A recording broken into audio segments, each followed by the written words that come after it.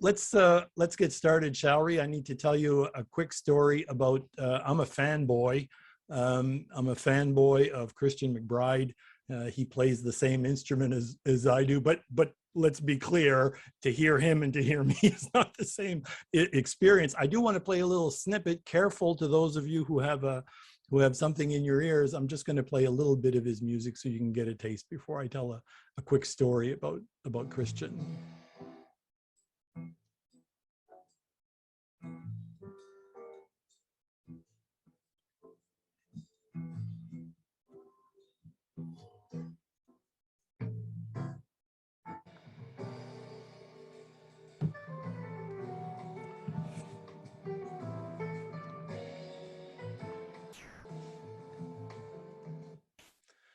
I saw Christian McBride many years ago as a fanboy in Halifax. And this is an image from, you can almost tell I was kind of kneeling on the front of the stage. And what just absolutely captured me about him was his presence. He is one of our greatest ambassadors for much more than just music. And he's just a wonderful man. He and his wife run a school in New Jersey, and he's an ambassador around the world for a music that is very, in my view, that needs an ambassador like him. What struck me when I saw him, there are a number of you who have been in choirs or have been musicians, or you had conductors, or the person running the band, as Christian would with his young band, who once in a while will give you the stink eye, right? And that means you came in late, or you started your solo in the wrong key, or your vocal part, you were all, this man surrounds himself, as people like him do, who are so accomplished. They surround themselves often with young musicians, as they did that day in Halifax. Some were local, most were local, and many had toured with him. And they were making lots of mistakes, because I know the music very well. I play much of his music, so I knew when they were messing it up. And I kept watching for his stink eye, and it never came. In fact, the man smiled from beginning to end, and the more mistakes the kids made, the more he smiled. Just an encouraging smile, and the look that said, it's okay, carry on, I'm with you, you've got this. And it really struck me that from a leadership perspective, right, in terms of working with a group of individuals, that power. So fast forward a number of years, I'm in a theater in Ithaca, New York, with 3,000 double bass players. And 20% of them are like me, wannabe adults, and we play on weekends. But 80% of the audience was a who's who of the jazz and orchestral world from 47 countries. Christian was playing a recital that day in trio, and he hadn't been on that stage for 20 years. And he was playing, as much as this man is accomplished, he was playing, this is the Illuminati of his musical world. And I kept wondering, is he going to be as kind of loose and fun? And are we going to see that radiant smile? Because he's very engaged with people as he performs. So sure enough, he comes out, he kicks the band. The place is in love with him. He could do no wrong. But typically by the second or third tune, he would engage with the audience in a meaningful way and tell a story or two. And we were counting, and we got to tune number 6, and he hadn't said a word. Oh my goodness. Nerves, intimidation, what's going on that he's not engaging with us in that way? Well, I should have known that by the 8th tune, which was kind of getting close to the end, jazz tunes kind of go on forever. So sure enough, he picks up the microphone, and he starts in a very somber and serious note, of course, paying homage to the people who were in that room, many of whom had been his mentors, his teachers, and to this day, his inspiration. But then in moments, and that's not the actual image, but this huge smile busts out. And I thought, my goodness gracious, under the most trying of conditions. And he owned up to that after the fact in interviews, he hadn't been nervous for 15 years, he said, until he hit the stage that day. And I was thinking, my goodness, to bring so much of your humanity to his work at a time when that was turbulence for him, right? That was tough. that's the conversation I'd like to have with you today, with your permission. I want to talk about humanity at work in turbulent times. And let's be clear on what turbulence means. Turbulence is change. Turbulence is upheaval. Turbulence is transformation. Turbulence is new process. It's hybrid workplaces. It's working from home. It's a new colleague on your team. There's all manners of turbulence that we all manage, and manage very well for the most part. I want to help build your capacity to navigate your way through that turbulence. Now, here's an agenda. I won't follow it, but some of you need to see it before I start. So there it is. And we'll get through as best I can. I will take a stay break. That means we'll keep going at about halfway, about at the hour mark. But I'll stand and stretch, and I'll urge you to do the same, get a refill, but I'll keep talking because it's a short enough period. I'd like to begin simply by acknowledging that I'm speaking to leaders today. You know, we lead ourselves in our work, in our families, in our communities, in our religious observance. Some of you, it's part of your formal role in your workplaces. I get that. But I think, you know, that increasingly we need to think of leadership in broader terms. I had the distinct pleasure of sitting in a cottage in Tracadie, New Brunswick, Tracadie, au lien des deux rivières à Tracadie, in a small cottage with a small group of people who were thinking for their 800 people in their organization what leadership should mean to each and every one of the 800 people. And they were just starting the process, and they were going to consult and validate with virtually everybody in the outfit. But for them and for me, and I hope for you, leadership is something that we all practice within the context and according to our role and within our sphere of influence. We are hugely contagious in a non-COVID way. We are hugely contagious in terms of what we bring to our workplaces, as you know, much the same as Christian was on the stage and what he then created for us as an audience. So that's the place from which I begin. I also begin from a place that says, you know all this stuff, or a lot of it anyway. You're strong. You've already navigated these things. So I begin from a place of you having the strength. And like all of us, looking to build on that, looking to move that to another level. I love it when people say to me, oh my goodness, I'd heard so much of what you talked about before, or they had heard me before or read me or whatever. And I always, you know, this is Bloom's taxonomy. Some of you will know this work very well, and it speaks to how we learn. And, you know, we'll be working at that base level today, right? We'll be working at that kind of remember and just its knowledge. But hopefully, we're attaching to things that are already there. As educators, you would know, as I would, that when we can gob on to something that's already there in some form, we move that into understanding, right? So yes, you'll hear things you've heard before. I also would have you frame this from the point of view as you begin to move from simply remembering knowledge and understanding some of these pieces, it puts you in a better place to apply it, and it certainly puts you in a better place to share it and teach it with others. I often remind people, look, if this is good, you'll remember a little bit of it. If it's not so good, don't worry about it. You'll forget it in a very short amount of time, because that's, you know, what we do as humans, right?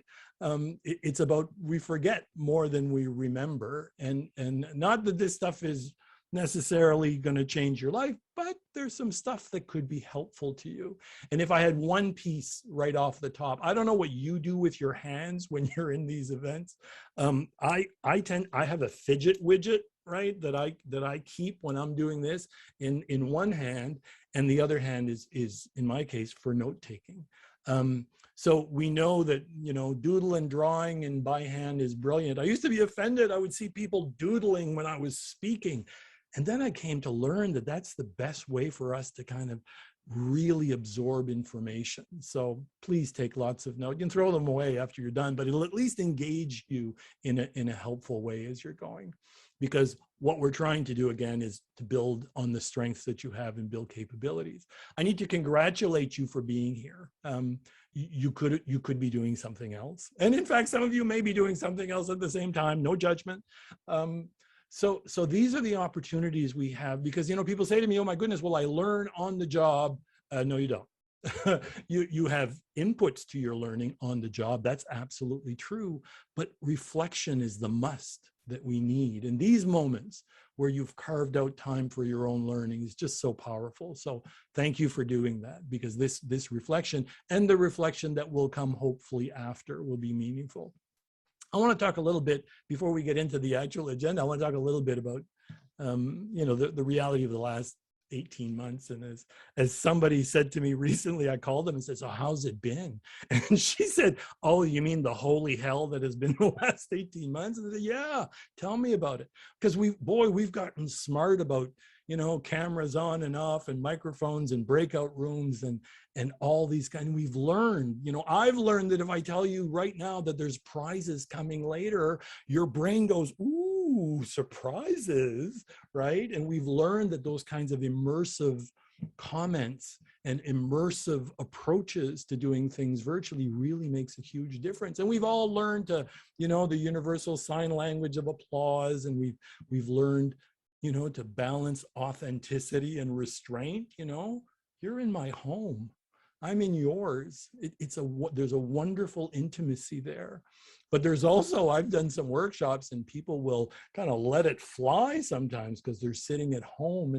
And so a little bit of restraint sometimes we've learned that, haven't we, through this whole piece. I'm not going to do polls simply because for the time constraints and so on. But I do want you to ask yourselves a few questions as we move through, you know, and as you think of the past 6 months, have your interactions in real time, be they virtual, telephone, or in real, en présentiel, you know, when we're actually together physically, have things remained constant? Has it changed somewhat? Has it changed a lot? Meaning that you're not dealing with a lot of people where you would have, or you are. Some people have admitted, my goodness, I see so many more folks because the platforms have been more inclusive for individuals around travel, or maybe none of this applies. But I would have you think about that simply from the point of view that when we think of the last 18 months, we all come from it in terms of our own experience, don't we? And acknowledging that our experience has been different in the last 18 months is one of the ways we can be very respectful of one another as we think about our workplaces and our families and the like. We've gone through this very differently, different one of us, and we need to be cautious about making assumptions that everybody else is feeling what I felt as we've gone through this. At least that's something I've learned. The other piece is, you know, some people for whom the pandemic really didn't change much. You know, it changed how, but it didn't change what. In other situations, the busyness went away. Some people it slowed down. Some people it really ramped up. So again, just you know, a notion that says we've all come to this through our own experience. One of the experiences that I've learned from is Jacinda Ardern's, the Prime Minister, the fabulous prime. I'm a fanboy, I'll admit it. She's the Prime Minister of New Zealand, as you may know. She's bold, she's evidence-based and data-driven. She's a fearless communicator, and she's real. And you can watch a video with her and her kids, and she's talking about health policy, or you can see her in a very parliamentarian perspective, right? And I just think that's just so inspiring. She captures what is at the kind of the core of my work, and the core of my work is reflected in the book. And I won't whip a whole lot of charts on you, I promise. But here's one that's really fundamental for me in terms of the work. I'll draw your eyes to the bottom of the screen where it says a concern for results, a focus on task, be it my own or the focus of my team or my colleagues. To the left on the other axis is a concern for people. It's the relationships within which. So let's agree that box number 4 is a very sad place to be. We don't really care for each other and we don't care about getting the job done. I'm going to assume that applies to very few of you. If it applies to some of you, get out, do something, go, call for help, right? Country club leadership, box 1, sounds nice. Like people are very concerned. It's so welcoming. I belong. I feel great. My relationships are sound. But our purpose is fuzzy and unclear, and we're not really focused on what we should be doing because it's not being made clear to us or whatever. Not a happy place in the longer term. Box number 3 is just an arduous focus on the task with little or no concern for people. And in the short term, you can get a lot done that way, right? You can get an awful lot done. You and I both know that that's not sustainable. And we've got tons of evidence that says in terms of how I contribute to my team or lead my team, that's not helpful. The real challenge is staying away from that middle of the road place, right? That middle of the road place where we're sort of concerned about we're sort of concerned about tasks, but it becomes this morass of not being concerned about either. What we're striving for is box number 2. It's the team leadership problem-solving space, where our concern is very high for individuals, relationships, and people, but it's equally high for attaining our organizational objectives, our team objectives, and delivering, right? And the 2 key pieces there typically is around leadership, team leadership, and that doesn't mean necessarily just the formal team leader, although that's important, but it's also about all of the informal team leadership that happens in the way that we all contribute. Secondly, it's about having a real bias for problem solving, a real focus for absolutely acknowledging and naming what is going on and showing absolute empathy for situations, but then moving towards a very rigorous problem-solving approach. So that, just so you know, that's kind of where I come from in this place, and it kind of speaks to the kind of balance that I think that many of us would hope to aspire to in the work that we do. And I'm also one of those people who says we're not all in balance all the time, right? Things do get out of kilter, and that's okay.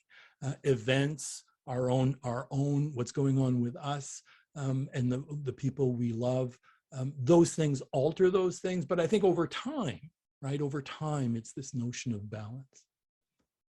The question I have for you, and we speak of balance and balancing working from home, as I know many of you either have done or are still doing or are in between, right? And I've been asking this question a lot. Is it easier, or is it about the same? Is it more difficult? And by and large, it's been about 2/3 of audiences when I've been polling, when I'm doing, full day workshops and those kinds of things, easier than before, right? So that's great, because that speaks to what we're learning, and it speaks to our ability to really demonstrate the kind of flexibility and adaptiveness that we need. So much of what we're creating in our capabilities now is around our ability to adapt. So hopefully for many of you, this has become somewhat easier.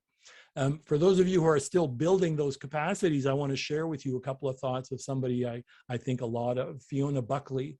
Look, can I just tell you this? This is the working from home. This is the workplace podcast. William Corless, a friend of mine in Dublin, Ireland, is the host. Don't go to episode 1 because you're stuck with me, okay? Go to episode 2 and beyond. And Fiona's work, look, just go for the accent, okay? The accent and the sense of humor is phenomenal, right? So Fiona shared in one of the podcasts, and I subsequently had a chat with her about this. And, what have we learned around working from home and isolation? And beating isolation, right, is understanding that based on where I am on an introversion extroversion continuum alters how I've experienced this. We've learned that, as she calls it, the moments in the lift. And I said, the what? She said, you people call it an elevator. Yes, the moments in the elevator, the moments before the meeting, the moments after the meeting, the moments in the car with your colleague, right? All those buffer times that were built into the way we have done business and the way we will do business again and still doing. But those natural buffers, when we can jump on these calls and then jump to another and jump to another, there's danger there, right? And I applaud those of you, and I know many of you have done this. You can set your calendars for 50-minute meetings and 30 25-minute meetings, so you're never back to back, or you're not as back to back as you might be if you don't pay attention to deliberately placing buffers and deliberately placing the kind of boundaries that we need, and learning, as I have and many of you have, to say no in a way that protects us and protects our inventory of time and our inventory of wellness, which is so fundamentally important. I've learned I'm really good at saying no now, right? And it's just about saying, I'd love to say yes, but I have to say no, and here's why. And now let me help you by either referring you or helping you solve your problem in the small amount of time that I have with you. And this has really been about us kind of rethinking our expectations, right? Those, I've learned so much from those who have been able to say, well, it's a different day, so probably need to adjust expectations around how long things take to get done or not done, and what are the distractions that I'll face. Distractions, oh my goodness, right? So adjusting our expectations has been one of the real learnings that I got from people who have seemed to have navigated this stuff reasonably well.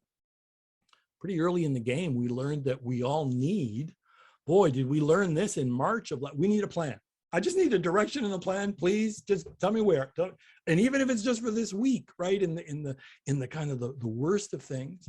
But eventually, you know, it's about also talking about adjustments to my role, adjustments to my expectations and yours as a colleague or as my leader, and adjustments around what are the outcomes that we're looking for. We've learned a lot about this, right?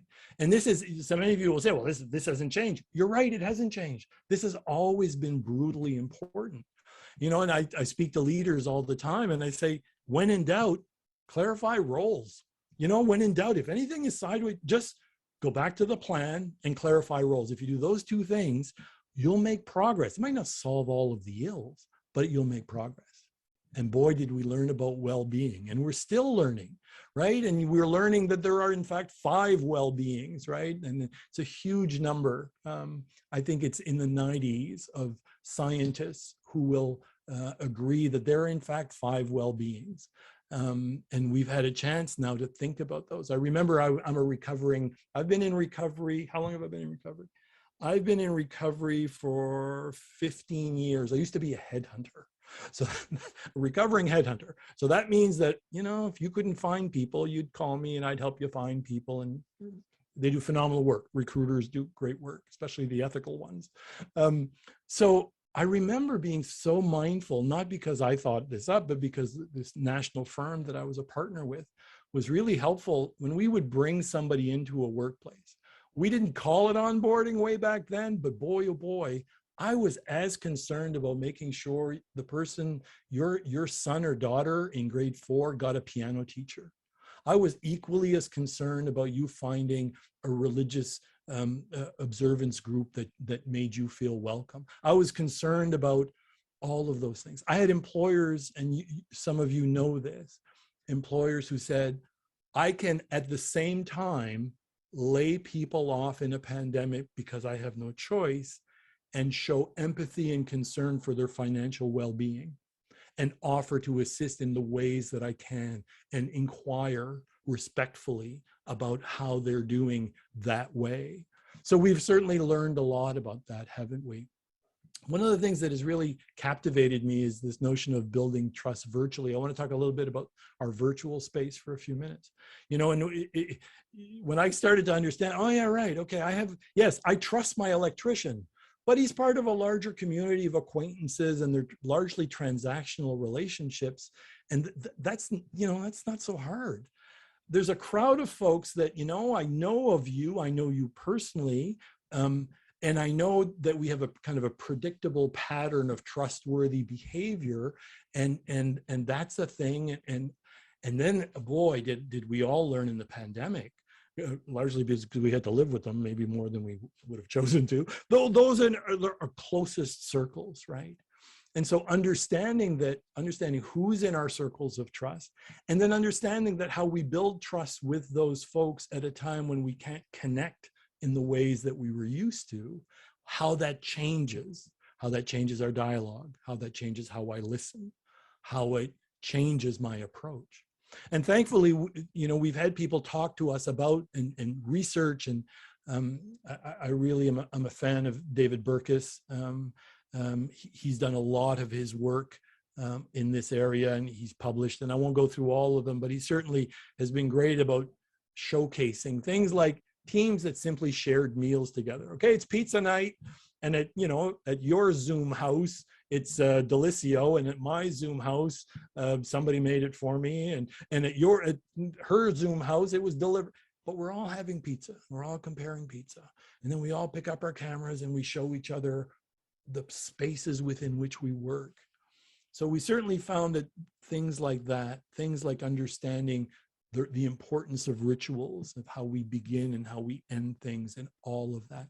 We learned some really important. I love this notion of office hours, and that's the old academic in me, that people started working with office hours. So like our those of you who had profs who used to post the office hours on their door in the old days and say, you can always drop in.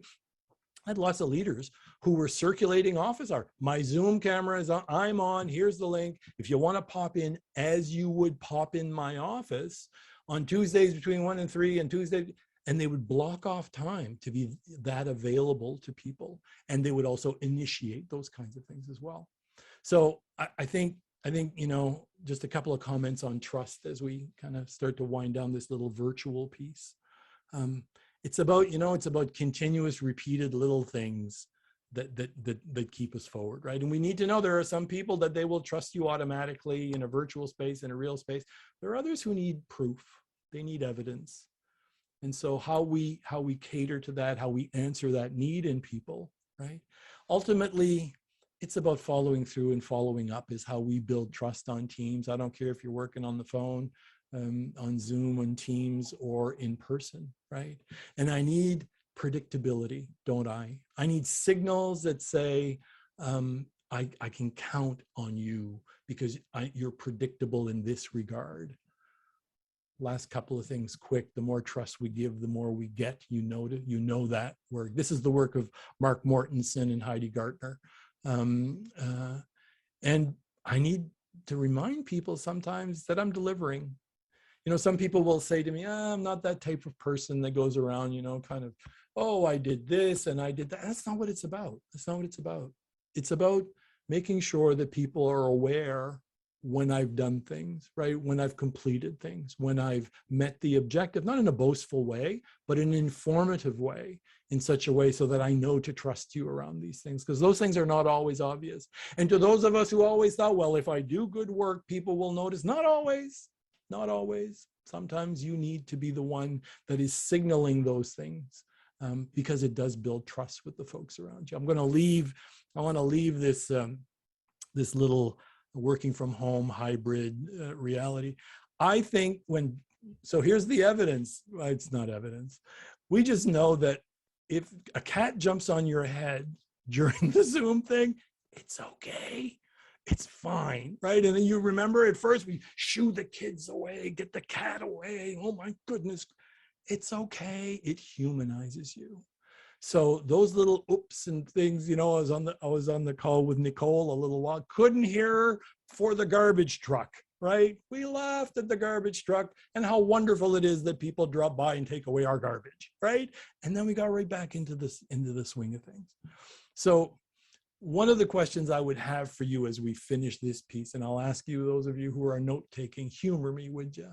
What's one thing you've learned? Scratch it out. Scratch it out. Scratch it right on the table or on your knee or whatever. What's one thing you learned about how you work best in our ever-evolving workplace? What's one thing that you learned and discovered and said, because that very insight could be helpful to others if you shared it. Could be helpful to your team. And most importantly, it could be really helpful for you, right? It's just to kind of name it, acknowledge it. Hey, given this situation and this reality, the time I carve out for myself in the morning and I block for that has worked really well. I need to carry that on in my practice of work. So just a thought. I have a second question for you. First question is, well, what have you learned? What has your team learned? What have you learned about how your team works best? Your colleagues, whether you're the leader or not, doesn't matter. What have you learned in this last exercise that, when we do that, we do really good work. That serves us well. And heavens knows we've made an awful lot of adjustments in the last 18 months. And those adjustments, some will carry forward, some maybe not, but to really reflect on those. And as we'll see in a little while, learning cultures, right? When I have a learning culture on my team, when I have good learning habits, that kind of reflection and post-mortem on this period can be really helpful. I want to leave you with a couple of references. This is Robert Glazer. Some of you like when it comes from somebody who says, I've done it this way and I'm successful, and that's Glazer, and that's important work. I've already mentioned that Burkus is somebody I respect and like, and I've really enjoyed the voice of Erica Dalwan, who brings her ability as a dancer, you know, brings her movement as a dancer and her perspective as a woman of color. And she brings that to our digital body language. These are a couple of great things for you to think about. Okay, a couple of quick things, if I may, just to let's get out of COVID, shall we? I find this to be fascinating. This is a bit of just thinking about the future a little bit. The ones with the green scores, folks, are the ones where those scores based on physical closeness, frequency of interaction, my exposure to strangers, indoor work, and whether my work is site dependent or not. These are the things that are impacting the extent to which my workplace will be in turbulence, will be in evolution, will struggle with the reality of moving beyond the pandemic. So the top four, right? You won't be surprised: medical and personal care, boy, the gyms, and right, and leisure and travel. None of that surprises you, of course. I'm delighted to hear that rail yards weren't negatively affected too much. That made me feel good. But here's the really interesting part. You know, this is McKinsey work, and it's earlier this year. This is global, of course, so we need to take it with a grain of salt for our own reality. So we're talking about the work from home will be at 4 to 5 times pre-COVID levels. That's what we're thinking.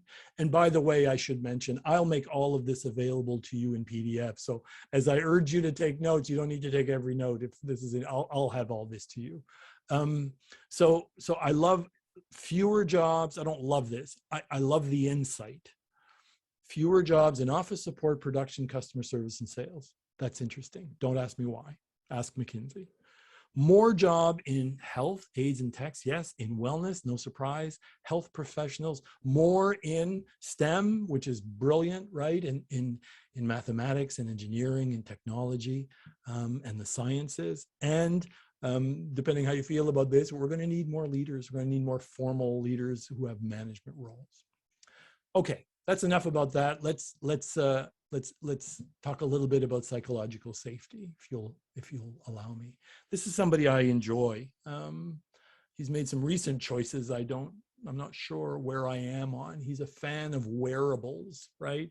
So, and wearables that my employer uses to help employers determine employee engagement. So I need to learn more about his work in that regard, but he's certainly at the forefront of understanding the brain and understanding how we connect and how we persuade.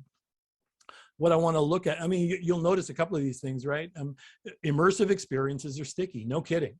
When I feel like I'm a part of something, right? When my brain is doing this, when it's not just theory and it's stories and examples and oh my goodness, those are immersive experiences. Because when I do theory, when I'm teaching bullet points, this is what my brain does, right? But when I do examples and stories and illustrations and scenarios, this is what my brain does. Those are immersive experiences and they're sticky. I remember them, right? We also know that kind of immersive state, isn't it a great place when we can get there? We're kind of attentive. We're vigilant, right? But we're not vigilant because there's a saber-toothed tiger that's coming towards us and activating our fight-flight response. We're vigilant because we're enjoying this so much, right? We're in a state of flow, as many of you understand. And what we've really learned, right, and we know, is that the things most people like doing at work and that they're good at, they put in discretionary effort. They go the extra mile. They go the extra mile to help others around those tasks and so on. But what I really want to talk to you about is a little bit is psychological safety. One of my favorite stories from the book is when I had a chat with a dear friend, long-time collaborator of mine. I used to work for Atlantic Lottery way back in the day. It was that's where I was when we changed my business card from personnel to HR. Yes, folks, there was a thing before HR. So Kathy Pickard is her name. And she's the national HR manager for Wawanesa Insurance out of Winnipeg. And I was sitting with her here in Moncton. She was in Moncton and had come back to Moncton. And she was telling me about her two boys, both who are professional hockey players, both who were born here in Moncton, Chet and Calvin. And if we have hockey fans in the audience, you may know that Calvin, who is on the left, Detroit Red Wings, Colorado, Toronto, Philadelphia, he's a journeyman, right? They make very good money, let's agree. But this is not superstar caliber, right? This is just a working Joe in professional hockey. His brother is in Europe as a coach and as a goaltender. And what Kathy shared with me is the extent to which humiliation is baked right into the culture of that profession. And, you know, she was speaking as a mother, not as a VP of HR, right? Because we were talking about psychological safety. And she says, you know, where I saw humiliation at its worst was in the lives of my sons. And interestingly, you know, because people, you know, they're millionaires or they certainly have a wonderful life in many regards. You know, maybe their mothers are the only ones that are concerned about the humiliation that they feel in the work. But she relayed a story that really stayed with me. The fellow on the left, Calvin, on his first day on the job, his first team was Colorado, and he was on the ice. And remember, this is a place where if you're having a bad day at the office, you get pulled from the office in front of 20,000 people in an arena who boo you and 4 million people at home. And I know it's hard to feel sympathy for professional athletes, but this is coming from their mother, okay? So the young man is on the ice and he's nervous as all get out. And he doesn't even know he's going to make the team and he's there. And one of the coaches comes over and literally puts his arm around him and puts his arm around Calvin and says, the most important thing you have to learn, and I learned this a long time ago, he said, is to how to deal with humiliation in our workplace. I won't do that to you. We will not create that environment here, but sadly, it is part of our profession. The young man, of course, took this to heart, and he would tell you, says his mother, that has made a huge difference in how he has carried himself. The fellow who put his arm around him is a fellow who had a certain amount of success. His name was Patrick Roy. He was a goaltender for the Montreal Canadiens, and he was fairly good at what he did. But, you know, it really helped me understand this notion of how distressing, I needn't tell you how distressing, feeling humiliated, unwelcomed, or feeling like you don't belong. I'm old in the profession. I've been around since it was called personnel. It has changed. We have made strides. We collectively, as employers, as employees, as unions, all of the actors, right? All of the actors in our workplaces, we've gotten better. Is there work to do? Absolutely. Is there lots of work to do? Yes. But I've seen evidence, as I'm hoping you have, of how we are making lots of room to improve, but we've made progress. I was raised, strong women were part of my upbringing. I remember going to workplaces in New Brunswick and seeing the calendars that were on the wall in the back shops of warehouses and those types of places. And I can remember being and still struggling and still learning how to be an ally and learning to be a feminist. I was devastated by that. And I can remember coming aboard the employers and saying how it wasn't polished at that time, right? How can you do that? How can you categorically create those kinds of images and jokes and poor humor and great, just ways of telling people they don't belong if they're not guys. It was just awful. I'm happy to report, and I hope some of you are too, that has changed as well. I walk through workplaces. It's one of the great joys of my life is that I'm in lots of workplaces. It has changed. And we're seeing different images that signal to people that you belong here, you're part of us. may I pray for just a moment to the goddess of psychological safety? And I will, you can do it too. You can do this. This is Amy Edmondson. Many of you know her work very well.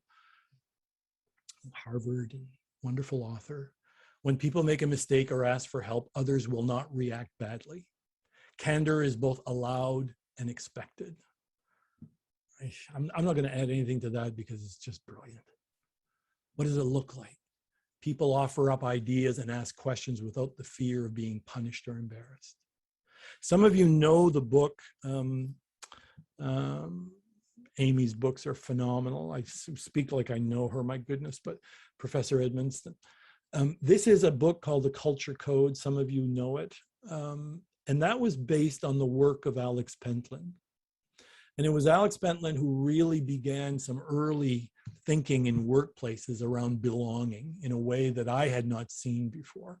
And this was one of his key pieces of advice, right, for creating the kinds of teams where people are safe and people feel welcomed and people feel that they can offer and be themselves. Goodness gracious, if we cannot create the types of environments where people are free to offer up wacky ideas, we are not going to innovate. And if we don't innovate, we're dead. We're dead. It is about innovating. It's about problem solving. It's about bringing continuous improvement to what we work. That is our purpose. Our purpose is solving problems. That's what we do. The how we do that, Pentland always said, you know, when everybody is conscious of the fact that everyone in this group talks and listens in roughly equal measure, short and sweet. There are times for deeper conversations. There are times for monologues and soliloquies. Let's agree. But it's an 80-20 world. And if 80% of the time, this is what guides us, we are contributing to creating those kinds of environments. I'm not going to take you through all of these. I want to take you to the third bullet. People don't walk on eggshells. They tell the truth without concern that they'll be perceived as troublemaking, inept, or uneducated. People willingly ask for help and talk openly about errors. I had this wonderful group I was working with, and they had meetings every week. And I said, what happens at the meetings? And they said, well, everybody comes in and they report on everything they did in the last week. And I said, well, how does it go? And they said, well, it usually goes like, well, this went well and this went great. And we did a great job at that. I said, really? So they said, yeah. So I sat in, and that's what they did. It wasn't in a boastful way, right? It was just, well, it was a little boastful. Let's agree. And so the boss said, you know, the leader said to me one day, he said, what could I do? I said, why don't you talk about your mistakes? Why don't you do postmortems, right? Why don't you? And so they flipped it. So everybody had to come to the table and say, here's what we learned when we implemented the policy last week, right? We learned this, this, this. So should you do it, do that, that, that. Because when we did this, oh boy, we blew it. But then we course corrected by doing this, this, and that. Oh my goodness. And it wasn't because it was my idea. It was just this notion of moving them towards more of a learning environment, right? There's a writer whom I really enjoy, a researcher, Marcus Buckingham. Some of you will know his work with Gallup, and The 9 Lies About Work, A Free-Thinking Leader's Guide to the Real World is a phenomenal read. And he says one of the most important measures of engagement in a workplace is when I can say strongly, 5 on 5, my teammates have my back. And the thing about having each other's back is I can't do it part-time, right? You can't do it part-time. You either have my, I either feel that you have my back or you don't. So whether I'm a team member or a team leader, when I think about this is what I'm trying to contribute to. I'm trying to contribute to a place where the person sitting next to me, virtually or in person, would say, yeah, Mackenzie has my back. I think that's the objective. Now, how do we do some of that? Well, it's about role modeling, isn't it? For all of us. And when we role model that respect is a non-negotiable, boy, that's powerful. Speaking up when we witness, especially as leaders, but for all of us, speaking up. And I know it's not easy and it's difficult. And for some, it's damn near impossible because of the climate and the culture. I get that. But this is what we're trying to create.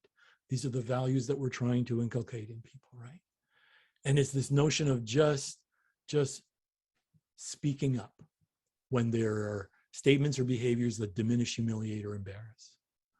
You know, this is the people putting up their hand and saying help, right? This is role modeling. This is role modeling. Oh yeah, I remember working with a group where when somebody would ask for help, the knee-jerk response, and they thought it was okay to do that. Their knee-jerk response would be to say, "Huh, what do you mean, Tammy? You don't know the answer? My goodness, Tammy, you've been here for 6 months. Isn't that amazing? Tammy doesn't know the initial procedure that we use when we get a new client. Well, Tammy, let me show you. Not good, right? Let's agree, not good. As opposed to, oh, you need a refresh on the onboarding procedure? Joy, oh joy, let me show you, right? So this willingness and this openness and this understanding that part of my role, regardless of my role, is to teach, regardless of my role, and especially if I'm a formal leader, right? Talking openly about mistakes and lessons learned. I'm not advocating that people make the same mistakes over and over again, not at all. I'm a hard ass when it comes to that stuff. But it's this ability for us to say, okay, this is where I worked as a supervisor, and that was her go-to. You know, people would come to her and they say, oh, this went bad and this went sideways and we screwed this up. And her thing was always, okay, well, this is where we are. And everybody would go, especially at first, because they were all expecting because the previous leader would have responded differently. Reacted would be the appropriate word. What she would say was, okay, well, this is where we are. And then would go into the 5 whys of problem solving, and then would move the whole group towards problem solving, and then to prevent it from happening again, and so on. I am all for small doses of shared silliness, okay, as you can probably tell, but it is in small doses, right? It needs to be tempered. I have another quick set of questions as we leave psychological safety and we head towards our stay break in a moment. What might you start doing and I'm sure you're already doing so much of this. What might you do a little bit more of, or share, or teach that could actually help create the kind of environment? What's something you can keep doing, right? So you know how this works. What could you start? You don't have to answer all 3. Just scribble one, or one that you would coach somebody, right? What could they start doing? What could they keep doing? And what might we stop doing? Let me give you a quick moment. I'm going to warn, there's smiling Nicole. I'm going to ask Nicole if there's any, in a brief moment. I'll let people take a note or two. I'm going to have a drink. Nicole, I'm going to ask you if there's anything in the chat or QA that you want to share. There's nothing that's come up in the chat or the QA. We have someone applauded your respect for Jacinta, of course. She's a big role model these days. I did want to ask, I was thinking as you were talking about the openness to talk about errors. Yep. Do you find that in an environment where there's an ability for an employee to come to management with concerns when they've made errors or there's been mistakes, there's a higher ability to performance manage employees? Those conversations aren't, when you do have to say to an employee, okay, this is the 3rd time you've made that mistake, we need to talk about, sort of formalizing that improvement. Is there less shame around it when the conversation's more common? Yeah, my knee-jerk reaction would be to say what I've witnessed in environment. So I've worked for years in the environment that you know very well, Nicole, which is of verbal warnings to correct behaviors and written warnings. And we can argue the merits of performance plans and performance management, but we do need some mechanisms that work. And I would say that in areas where we don't talk openly about mistakes, that leaders don't invite the conversation, that I'm not validated for owning up, that they are maybe the ones who use more draconian, harsher approaches. And what happens is people bury their mistakes, right? They hide them and they do all those kinds of things. So yeah, I think it's a resonant point in cultures where, we're going to talk in a short time about the culture of postmortems. There's got to be a better word than that. But the culture of lesson learned, right? The lesson learned sessions, right? So I think you're right. I think if that's a reflex part of how we operate, I believe that to then move to doing harsher disciplinary things is probably really, it's rarer in my experience, because they have a culture of, you're not going to get pounded on. But yes, that still does mean that in performance cultures, right, which most of our work environments are, we need to produce, we need to perform, that repeated mistakes. Now, I would take us down an HR path and say, okay, do they have the tools, right? The same thing you do. Do they have the tools? Do they have the skills? Have we enabled them? Have we given them the kind of environment, right? So there's all of the conditions for that to happen, so that mistakes are seen as learning opportunities, but repeat mistakes are dealt with in an appropriate and positive fashion, right? Well, and I loved what you said when you said, when in doubt, clarify roles. I find so often I come into situations from a slightly different angle as you, because I'm coming specifically when something's blown up into a conflict. Yes. And the number of times that sort of fuzziness between people's roles is at the heart of it. Hear, hear. We have a question here from Katie, who wants to know how do you handle if the manager above you is the one who will not own up to those mistakes, when employees maybe want to have that culture, and there's a manager who doesn't encourage or themselves participate in that culture? Sure. Besides giving them a copy of my book, which you need to do delicately, right? If you're going to give them, that's a really model the behavior you'd like others to assume. That doesn't mean you beat yourself up in front of your manager for the mistakes you've made. Not at all. That just means that you show a willingness to talk about how, you know what, upon further thought, leader, I might have rather done this than done that, and engage them in that conversation.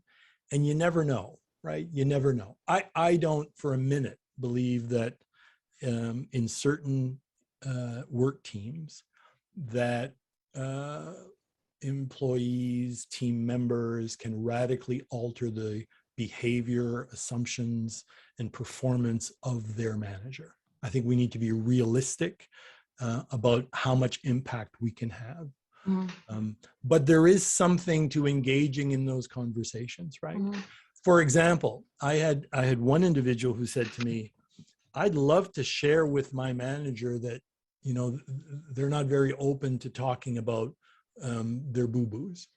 And what she did was, at performance management time, the manager would, not surprisingly, not ask them for feedback. So when it got to the point where she was about to, you know, questions, comment, she offered, as we all have learned to do, ask permission first. Dear manager, would you mind if I shared with you just a comment that I just would like to share with you, a piece of feedback? Now, I'm not suggesting again that all people are going to be open to that. And they may shut you down, they may close the door, but you can try, right?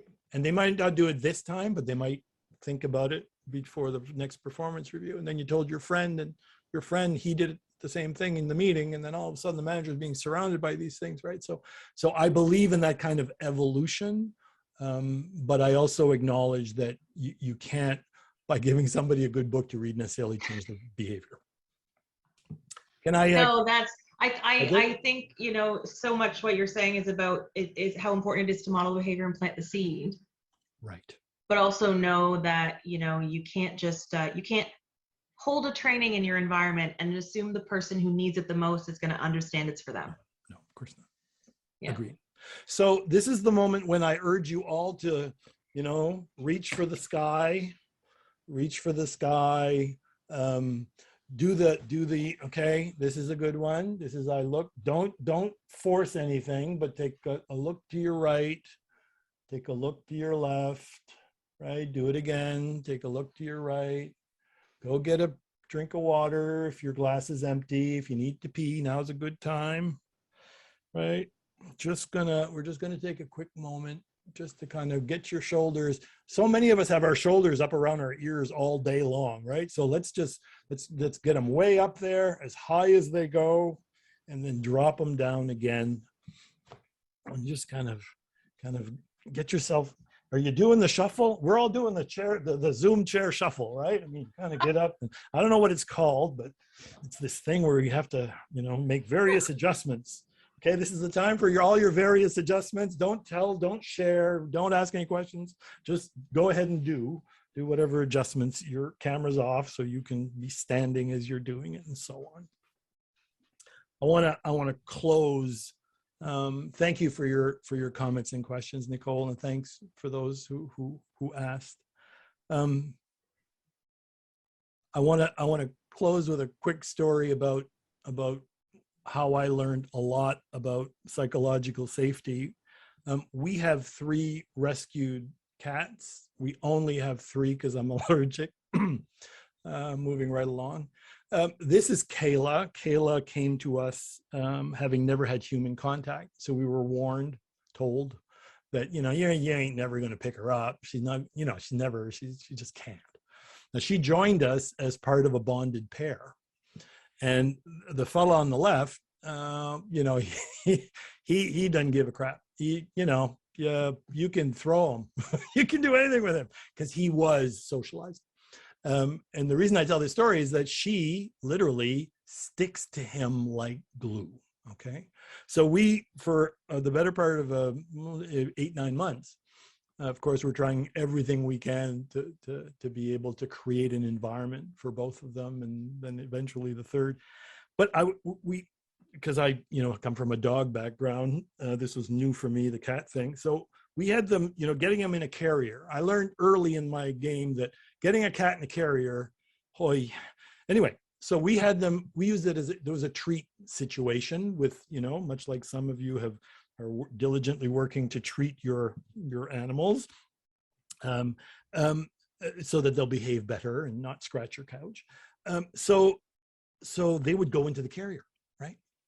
And so when it's time to come for the treat, holy moly, the male, right? He just kind of comes. You put the treat down, he just bolts out, grabs the treat, back in the carrier for more, right? And then she learned to do this. But she would poke her nose out. Then she'd poke the rest of her snout out. Then she'd get as far as her ears, and then she'd start looking. And she is doing the, will I be hurt by stepping out? And for me, that was the metaphor for creating the kinds of climates where people are willing to speak up and speak out. Much like Kayla struggled, she had to do all of these checks before she'd get that treat. Our people do the same, right? Some of us do the same. We look for those signals that we can trust our environment. So the happy part of this story is that in time,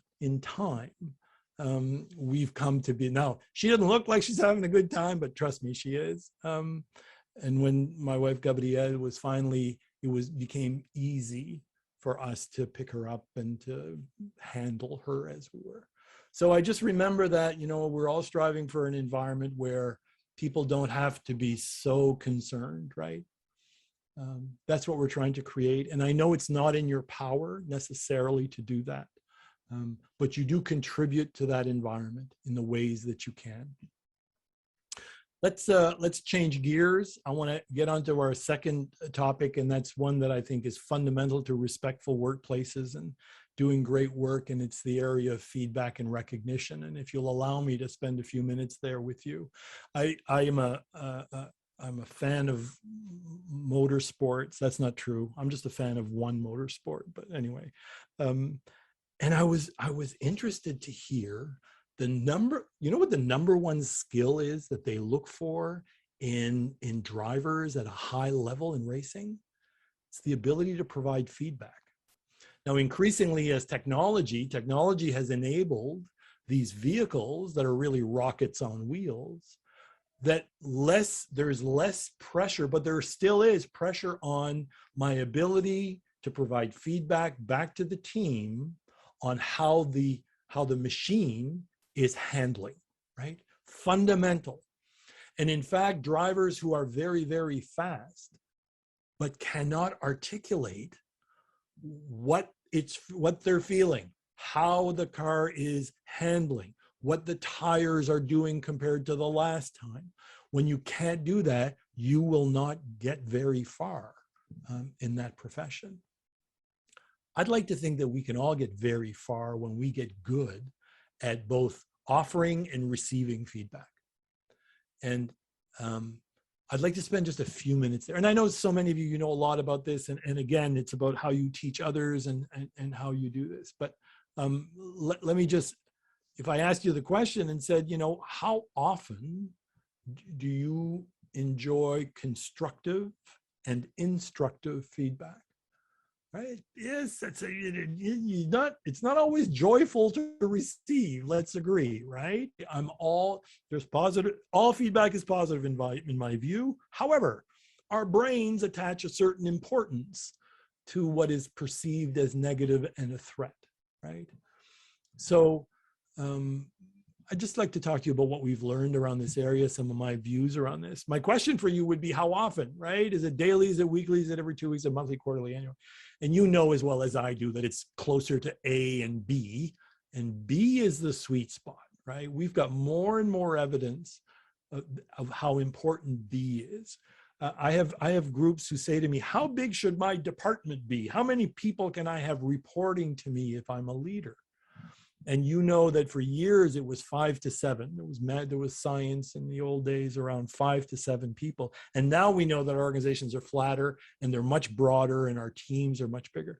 The advice now is as many people as you can do a check-in in a week. So to an emerging leader or manager, I would always say, try to get your team to be the size, if you can, that you can see everybody in the week. And if you don't have any control on that, you still need to check in with your folks once a week. If I'm an employee, it's a base request that I would urge us all to bring forward. I need to connect with my leader once a week. Now, there are exceptions, right? And some of you will say, well, I don't need once a week. Good for you. Maybe you don't. But it's an 80-20 world. 80% of the folks, there's certainly lots of evidence, an overwhelming amount of evidence that suggests that weekly works, and that I feel a little disconnected when I get outside. It might only be 5 minutes, it might be an hour, it depends on the nature of the work, nature of the relationship, and so on. I have some folks that are well known in the, out of the Harvard negotiation project, Doug Stone and Sheila Heen. And as I think about feedback, we're going to play a little game quickly, but you're going to have to just kind of play with yourself and the screen that didn't come out right. Okay, so what are the 3 reasons for feedback? Let me give you your first hint. Now, some of you are going, Eve, okay, let me give you another hint. Eve, okay, okay, and there's the last hint. And now you're saying, oh, wow, yeah, okay, wow, my God, man, we, evaluation, learning and recognition, and you'd be right. So I'm not saying that every time you share feedback with somebody or ask for feedback from someone that you're going to get the trifecta. That's not the point. The point is that this is why we're doing this, right? I want to know how I'm doing against standards.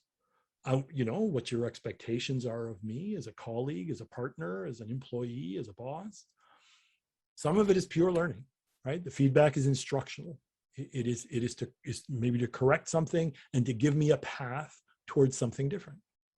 And lastly, sometimes it's just making me feel valued, right? Now, if you can hit all 3, good for you. But I think it's always being mindful if I'm about to have a conversation with somebody, positive or negative in terms of how they'll receive it, be it a colleague, a family friend, a volunteer that I work with. Boy, those are challenging environments, as you know, right? Many of you work in volunteer environments, but it's always down to these 3 pieces, right? So what's our purpose in providing feedback needs to be one of those 3. How are we doing against expectations? Is it a learning and instructional piece, or is it recognition? And as we said earlier in the piece, within feedback is the question of authenticity and restraint. There are people with whom you can allow yourself to be very authentic and very real in terms of what the issues are. And there are other settings, if it's a more formal setting, if it's a more non-receptive or environment, that you do have to show a certain amount of restraint, and you have to adjust, as we all do, to the context within which we work. If we were together and there were 12 of us in the room, I would say, what are your 3 pieces of advice on providing feedback? And I'd have you share all that information. But many of you have done this work or are learning. Let me offer a few of my own that I think. This is the Chinese character for listening. And it's interesting to me that we begin a feedback conversation by talking about listening, not about giving, right? And I will hammer away at the notion that our ability to receive feedback well, enhance our self-awareness, seek out feedback in such a way so that it creates self-awareness for me, self-awareness for my team, and eventually that I have organizational awareness, right? This whole area of awareness. So knowing that listening is probably the place to start from a providing feedback place, right? Which sounds a little counterintuitive. You'll know that, we've learned so much from ancient cultures. So the symbol for listening here speaks to ears, eyes, undivided attention, the heart and the mind. Have you ever walked into somebody's office and they're diligently working and they say, yeah, what is it? I'm listening. No, you're not, right? No, you're not. We as part of when I was doing a lot of training and teaching around feedback, which way are your feet pointing if you're standing, right? And that's just just a matter of being respectful and including, right? It's just how you do you turn your body or do you turn your feet? So check this out, right? This is, oh, sorry. Here we go. Ears to hear, eyes to see, undivided attention in order to be able to focus, the heart to feel, and the mind to think. And boy, is that, is that a listening lesson right there. And we could speak at length about active listening and the power of active listening. All of us can be better listeners, is my view. I'll give you a reference in a minute about how to deepen that. You also know that there's a balance to be struck between what the authors in this case called criticism and praise, what I would call positive feedback, and feedback that will be received with a little more difficulty by individuals. So my question for you is this. We now understand, so the number on your left is positive feedback. The number on your right, the 1, 1, and 1, is feedback you're not going to enjoy, you're not going to like it, it's going to hurt a little, and you're going to get stuck on it for a little while, but hopefully I've delivered it in such a way and we have exchanged on it in such a way so that it'll be meaningful to you, and then you can do something with it. So do you believe that in the last while, and think of the last, how I like a week, right? I love the week, right? Weekly coaching and weekly check-ins and weekly. So let's say the last week. Do you think I need to have kind of shared one piece of what the author calls praise, what I would call positive feedback, in order for you to be more accepting, less that you're more willing to take on the negative, what you will perceive to be a negative piece of feedback, in spite of the fact that I'm delivering it well and it's constructive and it's helpful and so on. So do you think in the last week you need to have given one piece of positive for the one piece? Do you think it's 2 for every 1? Do you think it's 3 in the last little while? And of course, you're all saying, well, yeah, it's probably 3, because like you, I've been in relationships too, and I understand, the notion of putting these things in the bank, right? So you can draw down on the account. Anyway, I digress, forgive me. Here's the evidence. The evidence is 5.6. Okay, so 5.6, let's round it down to 5 just to make it easier in our lives. That means that 80%, Tom Rath, Gallup, his wonderful book, I'm going to forget the title. 80% of our exchanges need to be positive. Most of my exchanges with you and the feedback I provide needs to be positive. And on the strength of that, then the one piece that is then more challenging, right? And you know, when I do it right and I ask you permission in advance and I'm very specific and I make it a dialogue, not a monologue, and there are questions built in, all of those kinds of mechanisms that we've learned, and that it's timely as soon as I can, right? Weekly.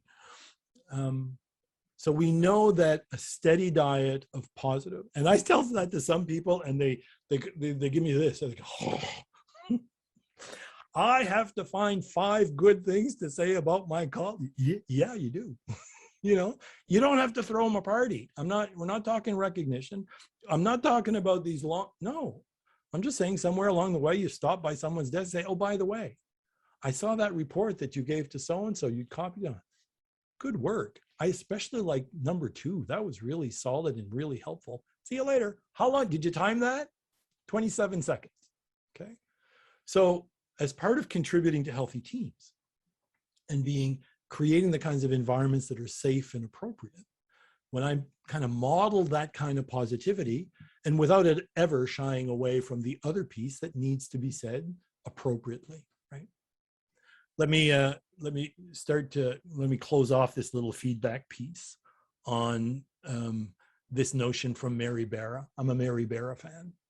Mary Battah is the General Motors CEO. And she said, the power's with the receiver, man, not the giver, right? Because I am the one who decides what I do with this information. And there's a very clear pattern how your brain works when we receive difficult feedback and what we do with it, right? The first thing we do is go, can I trust them? And do they have my best interest at heart? Which is why every time we provide feedback that's a little difficult, we begin with asking permission, of course, but then we very quickly move to, the reason I'm sharing this with you today, Mackenzie, is because I care. And I want your work to be great. I want our teamwork to be better, right? So it comes from the right place, is the point. So here are my 2 questions for you. Before I give you, then I'm going to give you a real twist on feedback to close out the thing. What are 2 ways you could avail yourself of more robust, accurate, and timely feedback? And the answer isn't to go to people and say, please give me feedback.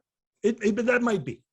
You might be working with individuals where that works. The technical reviewer on my book, Dr. Tammy Carroll, is the kind of person I can turn to and say, could you give me feedback on this? Boom, right?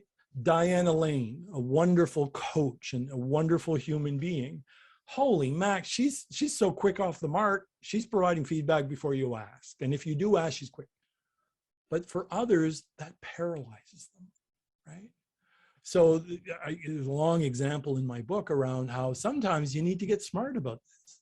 Sometimes it's about going to you and saying, you saw my presentation the other day.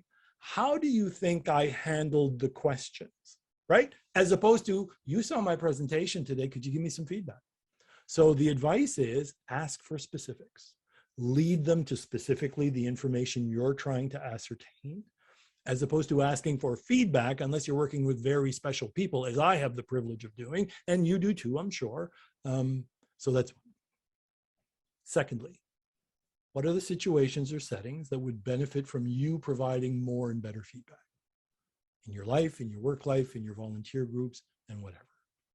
And I know there are settings where it's difficult, and I'm not saying that you take on a crusade. I'm saying there are likely some environments where you may be able to add a bit more than you have, and that may be beneficial all around.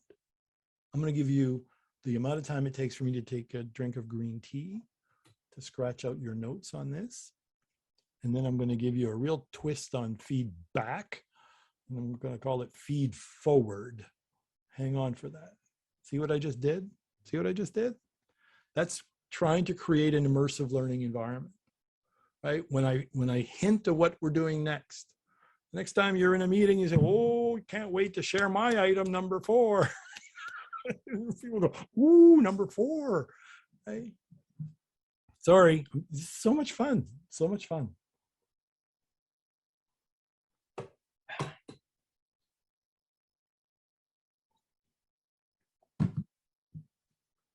Here's one of here's somebody that I have learned an awful lot from. His name is Marshall Goldsmith. He's a master coach and presenter. I've had the pleasure of being in the room with him.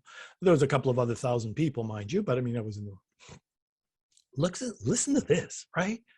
Pick a behavior you'd like to change. Okay. So getting my accounting work done first thing in the morning, right? Because I leave it till the end of the day. Ask someone for 2 suggestions for the future. You're not asking for feedback. It's feed future. I'm trying to do my accounting work early in the morning. I know you work in this area. What are 2 things you might advise me to do in the future? Okay. And then I listen. I don't justify, explain, or take them down a garden path. I thank them.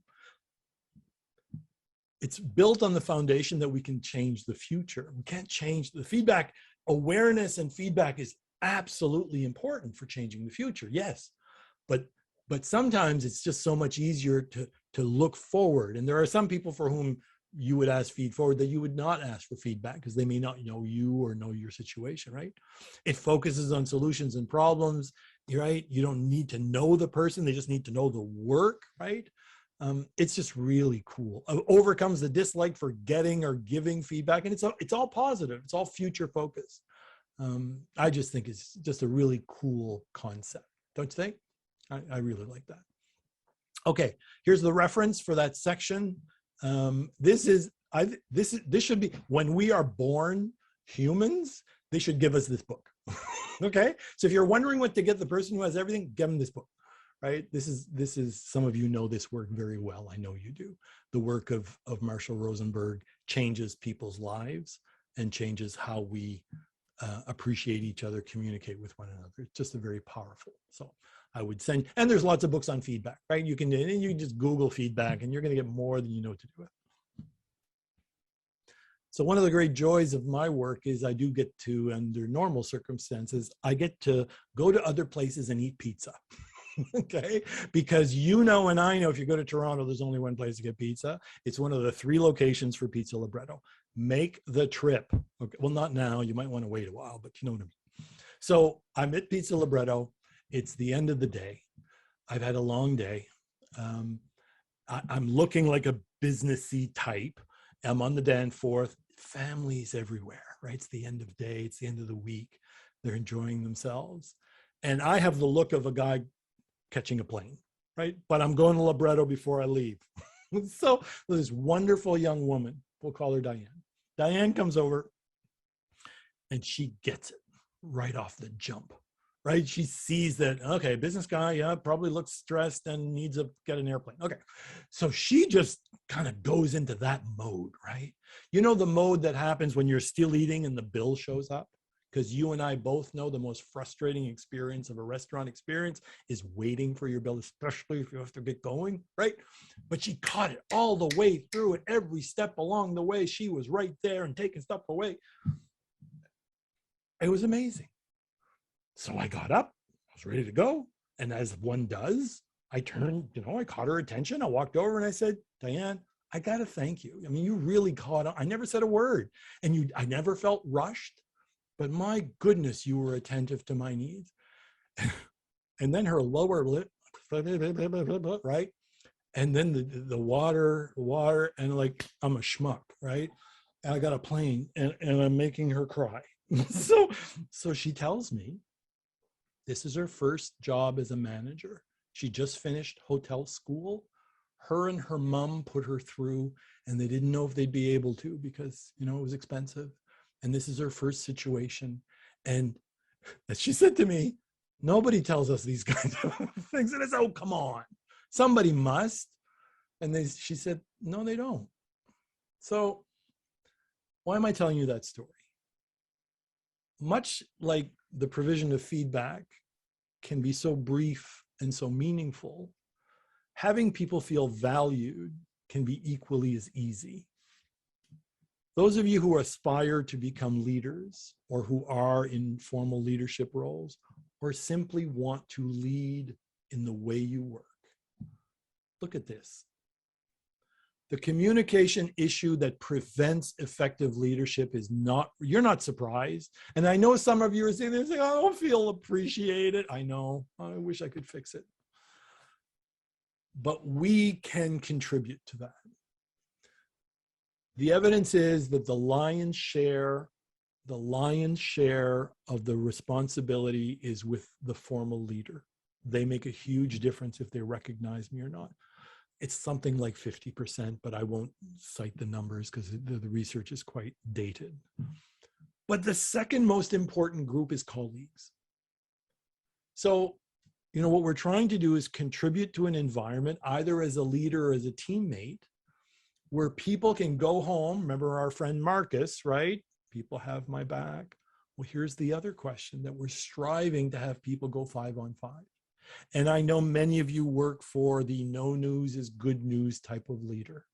I'm sorry you're having to deal with that. But we can contribute to changing that, at least within our sphere of influence. And hopefully that people around us can at least say, well, from my colleagues, I know I'll be recognized. Again, balloons, sure, you can do balloons, cupcakes, but you can do very simple gestures of thanks, right? So the question is, who's that one person in your entourage?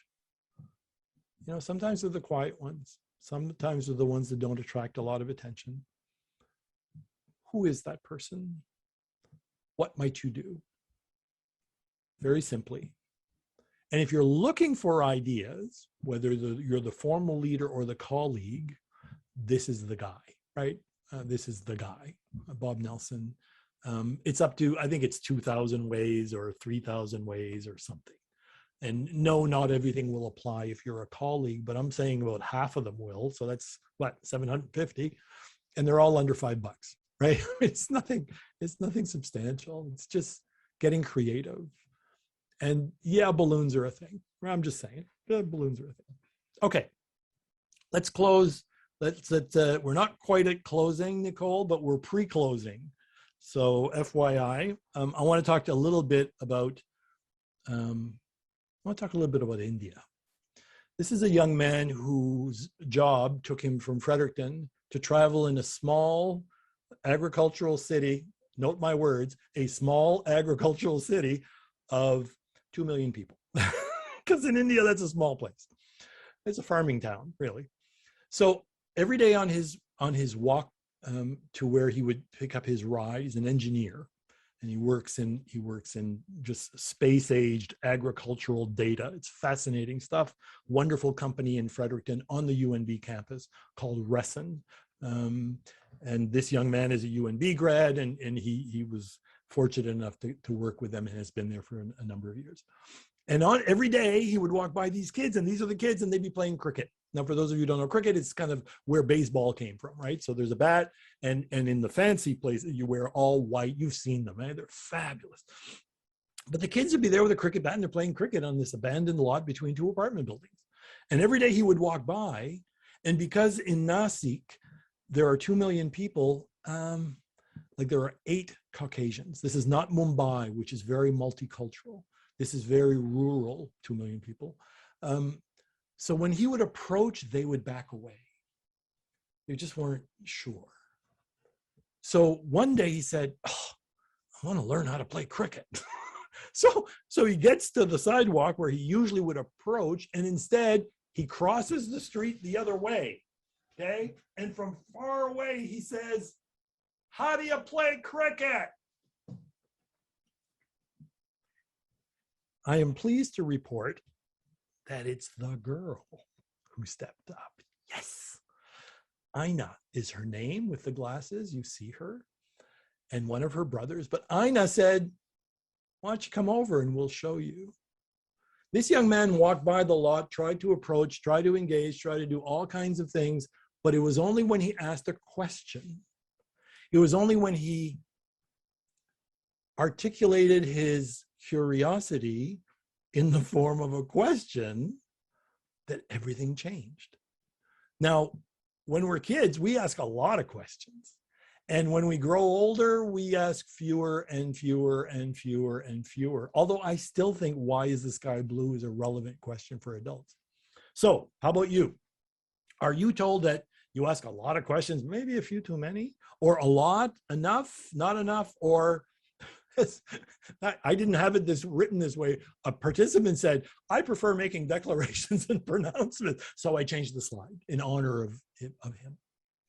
So why are questions important? Well, you know why, because it is one of the fundamental kind of underpinnings of a learning culture. And a learning culture is one, back to where we started with Amy and psychological safety. A learning culture is what allows our environments to be safe.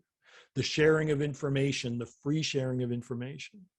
We now know, and people like Nicole could tell you because of the important work that she does, that deliberately withholding information from a colleague is considered harassment under the law.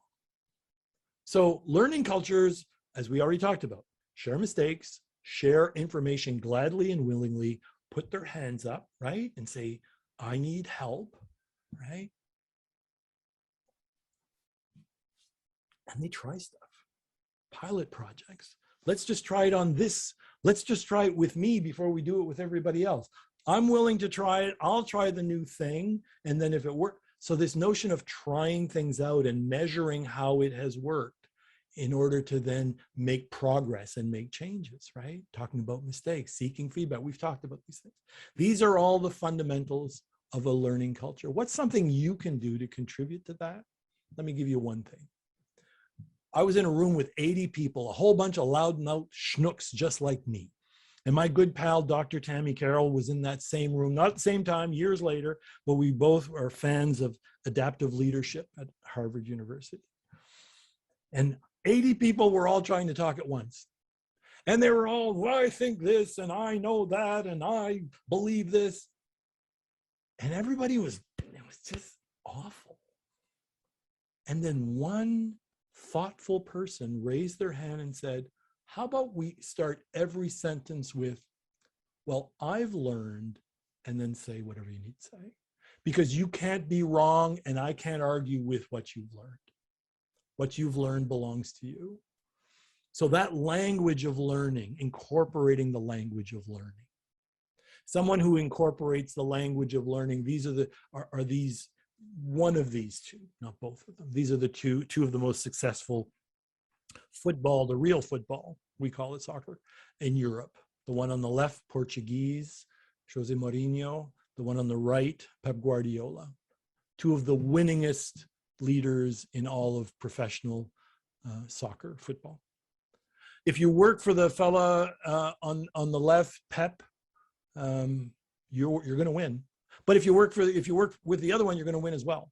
If you work with both of them, you'll win. If you work with both of them, they'll get the best out of you. You will give everything you've got. If you work for Pep on the left, you will end your time there having learned to be a better footballer. Not so with the other. So winning, yes. Giving their best, yes. They can both do that. But one of them has the ability to say, not only will you win and will you give your best willingly, you're going to be a better footballer. These are the kinds of people I want to hang out with. I want to hang out with the people who inspire me to do my best, be it a colleague or a leader. I want to hang out with the people who are going to help me be successful as a colleague or a leader. And I want to hang out with the ones who I'm going to be better, stronger, have learned more than not. Which one would you like to work with? It's a no-brainer for me. So let me close this last piece before I do the actual closing.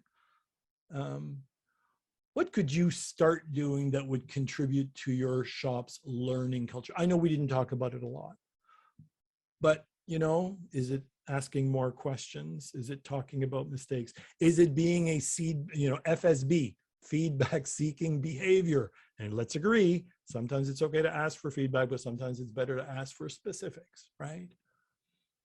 Is it about being willing to experiment and try things?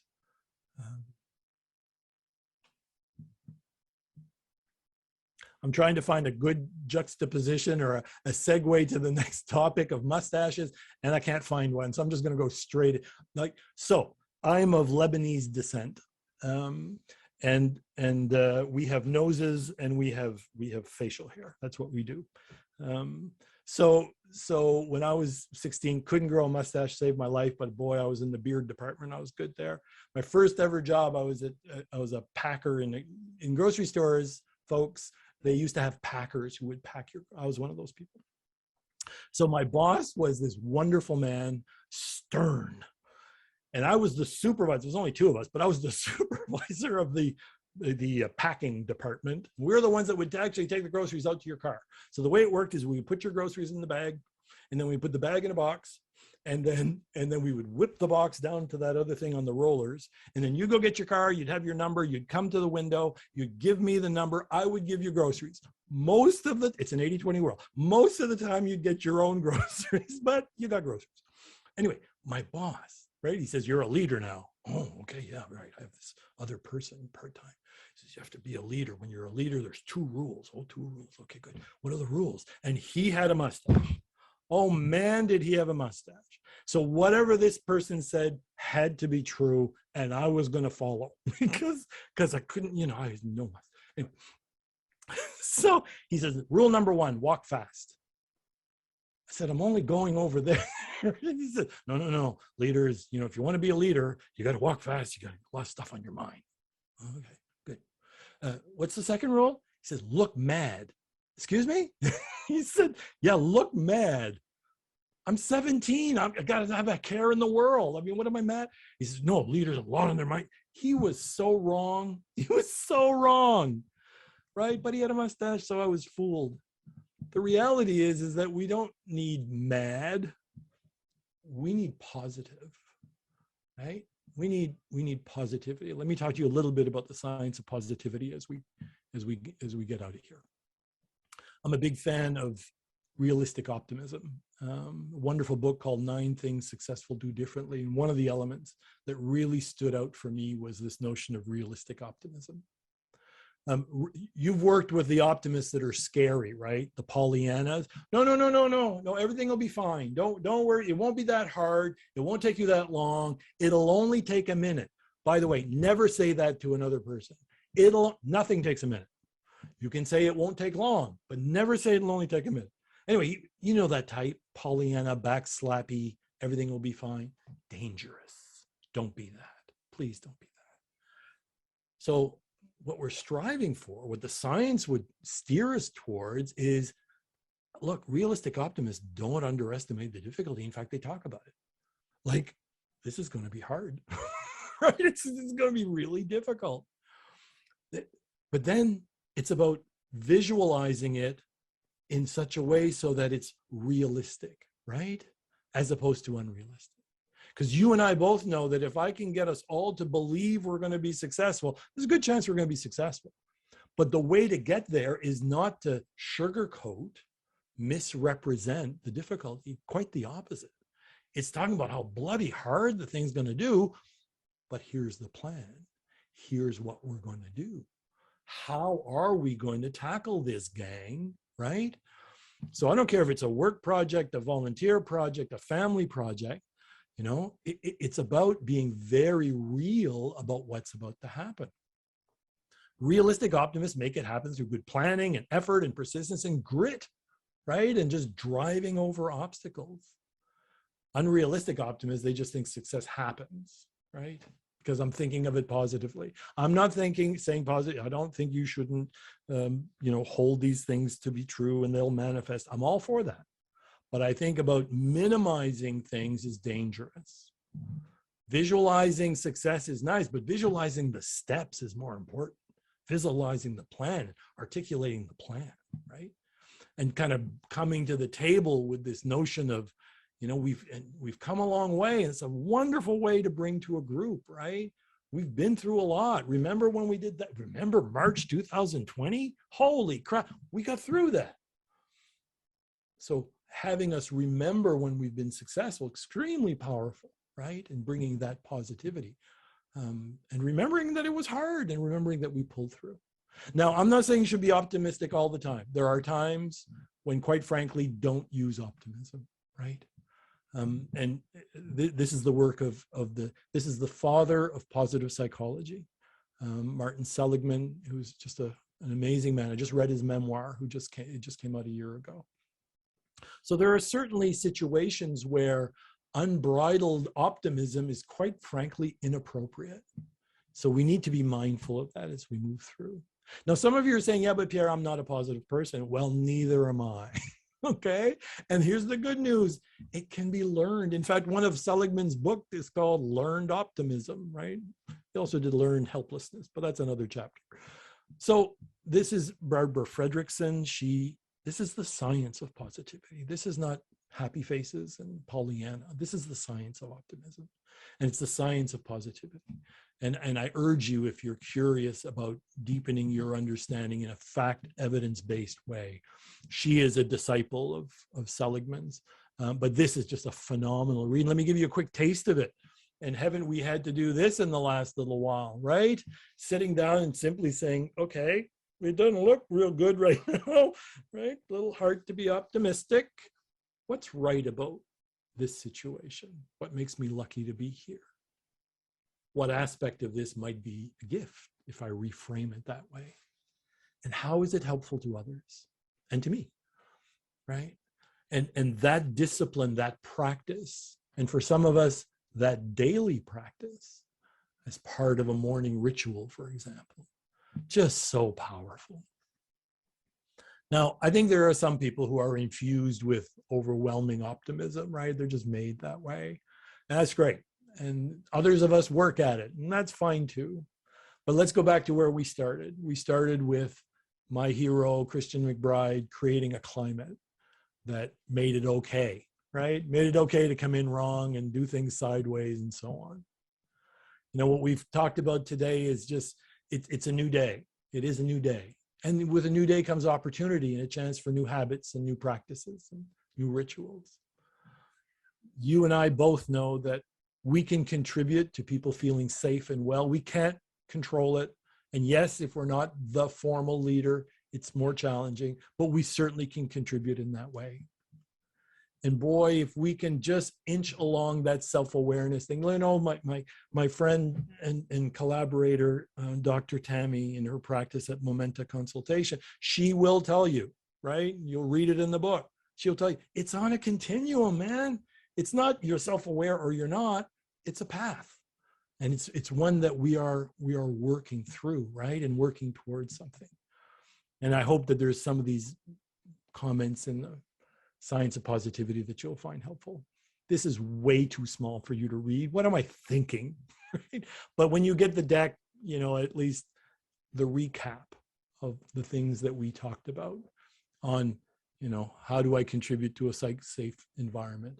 How do I provide recognition and feedback in a meaningful way as a colleague or as a leader? And how do I contribute to an environment that learning is really what we're about and problem solving is really what we're about? So we're at that point in the program where I ask you, you know, what's that one thing, right? What's that one thing you might try? And you can scratch that out in your notes or on the tablecloth. And for some of you, it's really, what's that one thing you might teach, that you might share? I had a wonderful boss. He passed away just recently, and I miss him so. He was back in the day when I first became an HR person, and he had me walk around. I thought he was an idiot. And I told him later, not then. He had me walk around with a notebook for 30 days, right? About all the things I was noticing in this new job. Holy shit, where I come from, they don't do things like that. And because a fresh set of eyes, right? So maybe a fresh set of eyes on what you can teach and what you can try. Listen, folks, it takes humility to do all of this work, right? It takes an ability to laugh at ourselves. You can say, okay, I'm going to ask more questions. And you're going to go and people are going to say, where did she go on a course? What's going on, right? Where are all the questions go? It's going to feel weird. You're going to, oh God, I asked the wrong question. I didn't ask it the right way. You're going to screw it up. It's okay. Do it again. Do it again tomorrow. Try it again, right? Whatever it is, be willing to laugh at yourself through that piece. This is about the long term. This is about sustainable ways of being in our environment that will plant seeds, that will last a lifetime, and that enable us to bring things that will help and will continue to help. Heads up, Nicole, I have one last thing I want to talk about, and that is a portion of the proceeds of the book go to Plan Canada. The reason that I am very interested in their work is the work that they do with young women and girls around the world. I'm a particular fan of goats. And every time I do one of these, I kind of tab them up, and about once a month, on behalf of all of the talks and the workshops that I did, I send a goat somewhere, right? Or we all send a goat somewhere.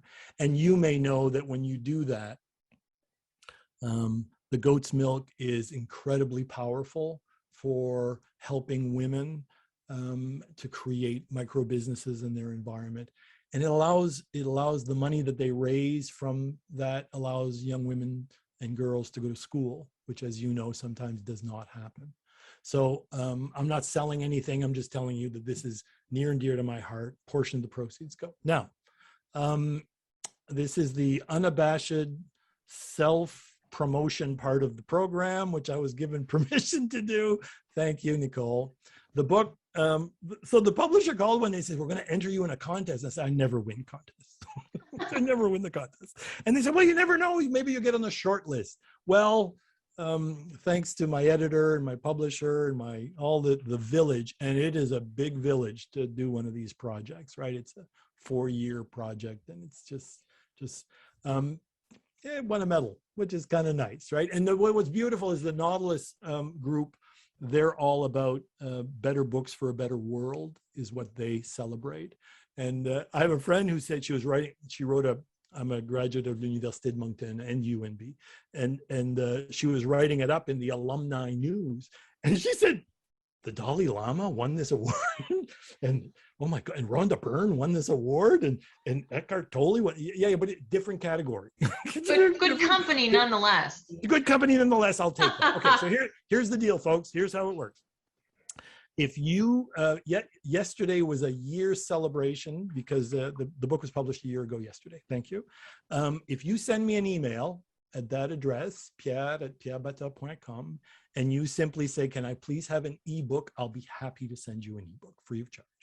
So if that's of interest to you, if you'd rather hear the book, I recorded an audio book a year ago. It's also available on Amazon.